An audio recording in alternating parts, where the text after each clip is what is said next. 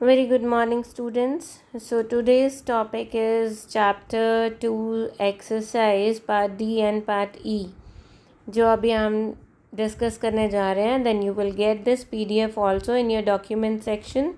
ठीक है, take out the printout and learn all the questions. You can draw all the tables, all the diagrams, and all the activities in your fair notebook. No need to write these question answers in your fair notebook because there are too many. Just take out the printout and then you can learn it from there. Fine. So the first question is, why are viruses considered to be at borderline between living and non-living?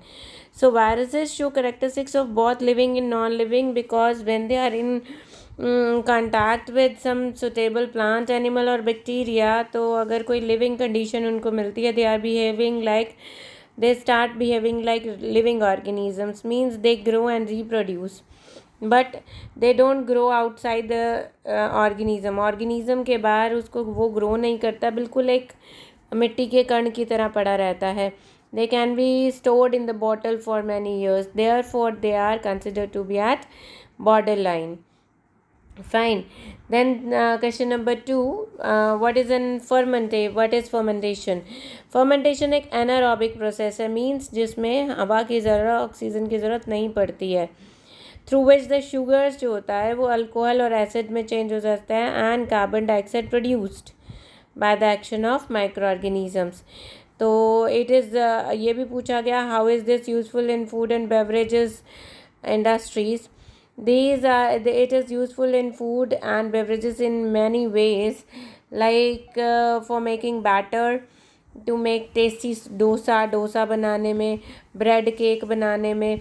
Fermentation का ये बताया था ना आपको, जब dough में हम yeast मिला के गूंद के रख देते हैं तो वो जो आटे की जो शुगर होती है उसको डिकम्पोज करके कार्बन डाइऑक्साइड बनाना शुरू कर देती है और कुछ अल्कोहल बनाती है जिससे खट्टा टेस्ट आता है. ठीक है, और वो कार्बन डाइऑक्साइड उस डो में ट्रैप हो जाती है and that's why on heating it's moves away and then you get so porous holes in it. So fermentation of fruit juices, wine बनाने के लिए fruit juices भी decompose इसी से होते हैं.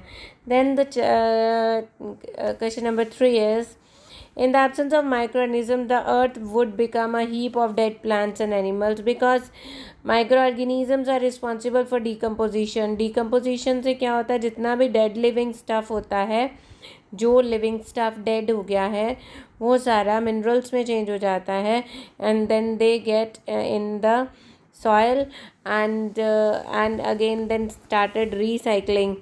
ठीक है, और अगर ये माइक्रो ऑर्गेनिज्म नहीं होते तो यहाँ पे फिर डेड बॉडीज़ डिकम्पोज ना होती and then it will become a heap of dead plants and animals, हमारे चलने के लिए जगह ना बनती. Then see question number 4, Munna deserves that the yield of wheat growing in his field has reduced in current year. Means जो wheat की पैदावार हुई अब आज इस बार वाले ईयर में कम हुई. He gets the soil tested, तो उसने soil test करवाई एंड रिपोर्ट्स कन्फर्म उसमें एक न्यूट्रिएंट की कमी पाई गई, तो उनको बोला गया कि आप इसमें मटर उगाइए.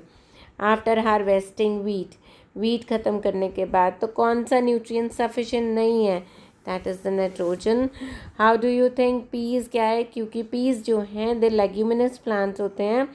Then they give shelter to rhizobium bacteria. ये बैक्टीरिया एनवायरनमेंट से नाइट्रोजन लेकर सॉइल में डाल देगा and through soil it get recharge in the soil and plants में भी चला जाएगा ये. Then why does it take less time to prepare curd in summer as compared to prepare in winters?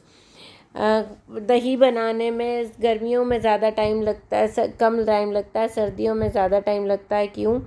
क्योंकि जो माइक्रो ऑर्गेनिजम्स हैं वो 20 degree से 40 डिग्री के बीच में जल्दी अच्छे से रिप्रोड्यूस होते हैं और ये वाला टेम्परेचर उनको गर्मियों में मिलता है, और कम टेम्परेचर पे वो बहुत धीरे ग्रो करते हैं. मिल्क कन्वर्ट होता है कर्ड में क्योंकि उसके अंदर बहुत सारा बैक्टीरिया, कौन सा, लैक्टोबैसिलस बैक्टीरिया मल्टीप्लाई होता जाता है that is why it takes less time to prepare. इस वजह से समर में दही बनने में कम टाइम लगता है as compare to preparing it in winters.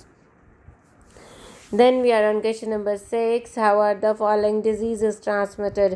Malaria को कौन ट्रांसमिट करता है? By female anopheles mosquito. Then common cold through cough droplets in air. इसी तरीके से कोविड वायरल सब फैलता है।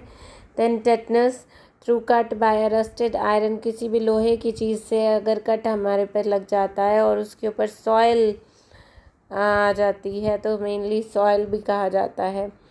Typhoid through contaminated food and water. Then antibiotics क्या होती है? एंटीबायोटिक्स वो केमिकल होती हैं जो हार्मफुल माइक्रो ऑर्गेनिजम्स की ग्रोथ को कम कर देती है by affecting their life process. उनका लाइफ प्रोसेस अफेक्ट करके हाउ आर दे प्रोड्यूस, इसे कैसे बनाया जाता है? They are produce by simple microorganisms like fungus और बैक्टीरिया। सो ये एंटीबायोटिक्स के नाम हैं। और भी बहुत सारे एजिथ्रोमाइसिन, एरिथ्रोमाइसिन, स्ट्रेप्टोमाइसिन, पेनिसिलिन। तो आप वो लिख लीजिएगा, कोई भी आप लिख सकते हैं। Then we are coming on part E. Microorganisms are very useful in manufacturing different food items. How? So food में जहाँ पे यूज़ होता है, जैसे कर्ड में लैक्टोबैसिलस बैक्टीरिया यूज़ होता है, चीज़ में एक फंगस यूज़ होती है। देन बेकरी में जो भी चीज़ें बनती हैं उसमें भी फंगस यीस्ट यूज़ होती है। Then alcohol, wine, acetic acid बनने में भी माइक्रो ऑर्गेनिज्म यूज़ होते हैं, स्पेशली यीस्ट। तो ये सारी चीज़ें आपने लिखनी है, पूरा फूड वाला section. Give reason for the following. Yeast is used to batter use to make dosa का बैटर जो हम बनाते हैं उसमें यीस्ट यूज़ होती है। सो ये उसमें क्या होता है, यीस्ट ऐड करते हैं ताकि फर्मेंटेशन स्टार्ट हो जाए और फर्मेंटेड बैटर जो होता है उससे डोसा बहुत टेस्टी बनता है। Then it is important to brush once teeth before going to bed. रात को सोने से पहले ब्रश करना चाहिए बिकॉज फूड पार्टिकल्स टीथ में फंसे रह जाते हैं, remain stuck. Bacteria in our mouth eat these food particles. और साथ में यहाँ पे दे रिलीजेज हार्मफुल एसिड्स। फिर ये बैक्टीरिया हमारे टीथ को डैमेज करते हैं और अगर हम ब्रश करेंगे तो अगर हमारे टीथ में जो स्टक्ड फूड आइटम है वो निकल गया तो कोई माइक्रोऑर्गेनिज्म डैमेज नहीं करेगा। अगर पिकल में सॉल्ट की क्वांटिटी कम रह जाए तो वो बड़ी जल्दी ख़राब हो जाता है। क्यों? क्योंकि सॉल्ट पिकल में से वाटर रिमूव करता है और अगर पिकल में कम रह जाए सॉल्ट तो पानी उसमें रह जाएगा कुछ ना कुछ, और पानी उसमें मॉइस्चर रहने से उसमें माइक्रो ऑर्गेनिज्म आ जाएंगे। ठीक है। Less salt would mean some water would left and this will spoil it. Food from puffed और एनलार्ज कैंस अगर बड़े हो गए हैं, पफ्ड हो गए हैं तो फूड कंज्यूम नहीं करना चाहिए। Y? Because puffed or enlarged can means air has leaked inside the can, and presence of air inside the can means microorganisms grow कर रहे हैं which are spoiling the food items, and carbon dioxide is producing, that is puffing the cans. ठीक है, that's why they are harmful for consuming. While when using frozen food items, one should take out only the required quantities. फिर बाकी सारे जो food है उसको हमें वापस फ्रीज़ करने के लिए रख देना चाहिए। ऐसे बार बार अगर हम फूड को बाहर निकालते रहेंगे, माइक्रो ऑर्गेनिज्म 0 डिग्री से नीचे बिलो नहीं काम करता है। लेकिन once the food is thawed, बाहर निकाल दिया गया है खाने के लिए, इसका टेम्परेचर रूम टेम्परेचर जैसा हो जाएगा, माइक्रो ऑर्गेनिज्म ग्रो करने लग जाएंगे, फूड को स्पॉइल करने लग जाएंगे। अगर हम फ्रोज़न फूड आइटम्स निकाल रहे हैं तो उसको फटाफट जितना चाहिए उतना निकालो, बाकी का वापस अंदर रख देना चाहिए। How do communicable disease spread? Suggest 2 ways. Communicable disease spread करती हैं by air, by vectors like fly, person to person contact, contaminated food and water etcetera. तो ट्यूबरक्लोसिस कैसे फैलती है भाई? दे कैन बी, अच्छा प्रिवेंशन पूछा हुआ है, they can be prevented by living in well ventilated and well lighted places. और एथलीट फूड के लिए हमें पर्सनल हाइजीन की ज़रूरत है। देन कॉलेरा के लिए हमें कंटामिनेटेड फूड और वाटर से बचने की ज़रूरत है। देन पैथोजेंस क्या होते हैं? वो माइक्रो ऑर्गेनिज्म होते हैं which causes diseases in human beings, plants and animals. अगर दो पैथोजेंस की बात करें तो हम आप फूड पॉइजनिंग वाले कुछ भी लिख सकते हो, फंगस, बैक्टीरिया, वायरसेस, और इनके नाम भी लिख सकते हो। वो क्या कहता है, स्टैफिलोकोकस, क्लॉस्ट्रीडियम, एस्परगिलस, आप ये भी लिख सकते हैं। और स्पेशली प्लांट्स और एनिमल्स के लिए फंगस, बैक्टीरिया एंड वायरसेस लिखना है, ठीक है। देन मोहन और एनिमल्स के लिए प्रोटोजोआ भी आ जाएगा।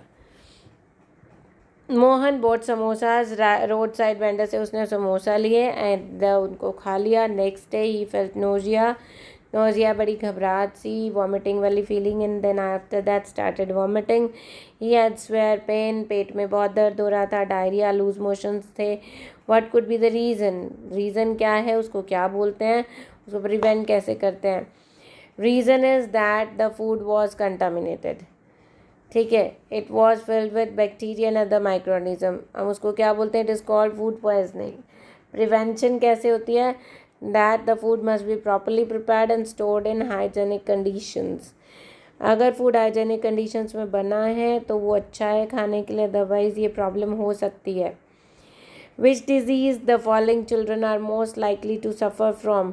Ramu drinks water from a nearby lake, साथ के लेक से पानी पी लिया और उसमें तो जानवर भी नहाते रहते हैं आके। So this water is neither boiled nor disinfected. So food poisoning हो सकती है, अमीबा वाली अमीबिक डायसेंट्री हो सकती है क्योंकि उस पानी में अमीबा हो सकता है, जा सकता है, और कंटामिनेटेड वाटर वाला कॉलेरा तो हो ही सकता है। Then Ashu does not take a bath every day, means नहाता नहीं है, अपनी पर्सनल हाइजीन पे ध्यान नहीं देता है, तो पर्सनल हाइजीन वाली दोनों बीमारियां, ringworm and athlete foot can happen. Pulkit has been bitten by infected street dog, तो इन्फेक्टेड स्ट्रीट डॉग में तो रेबीज़ होगा। Sohan is living in an area where the population is very high, he does not use mosquito net, तो mosquito net वाला तो mosquitoes वाली problem हो गई and this malaria and dengue.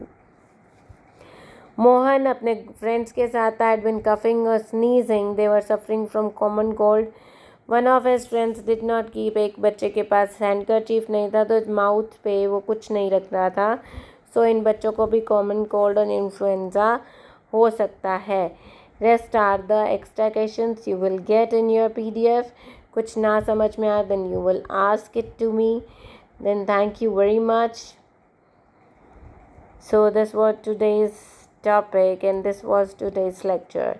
So now your homework is a bit more than previous days, that is you have to learn these question answers very nicely. ठीक है जी, and complete your practical notebook with all the diagrams, all the tables and activities. Thank you.